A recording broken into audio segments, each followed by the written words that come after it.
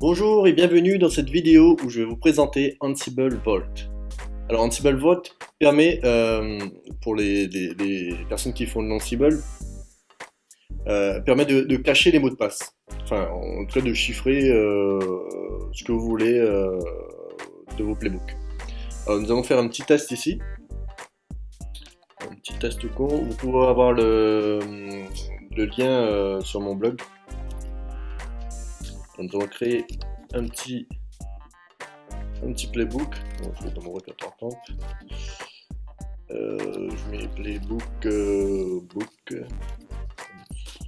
Je colle. Ce qu'il fait, c'est sur localhost. Il va utiliser, c'est un playbook tout con. Hein. Sur localhost, il va récupérer la variable testy qui est volt testy. Et il va juste afficher un message testy et on va voir ce qu'il y a dans le testy en fait. Du coup, si on l'exécute comme ça,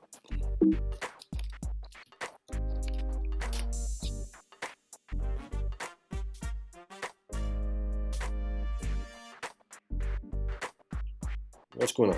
Il me dit de toute façon,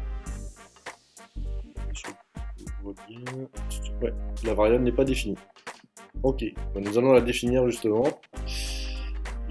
avec un vault, parce qu'on veut protéger le vault testy. Donc on fait Ansible vault real vault, on définit un password, mettez ce que vous voulez, secret password. Et là,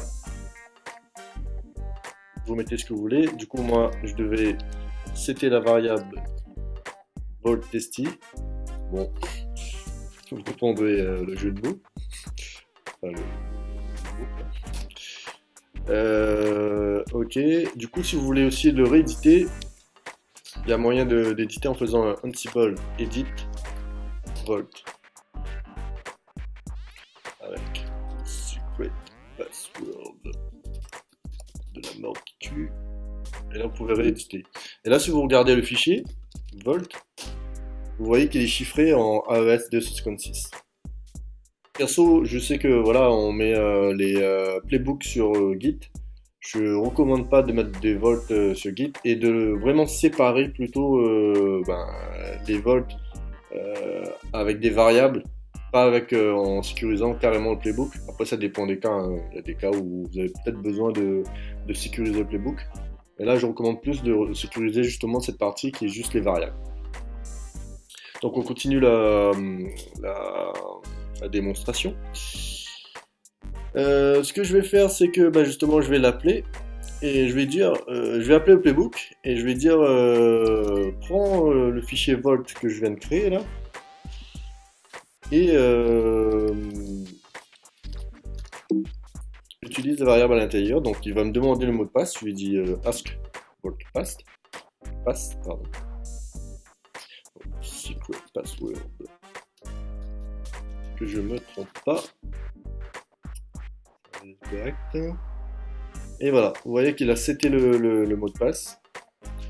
Et voilà. Du coup, vous avez vu comment utiliser pour une première fois Ansible Vault.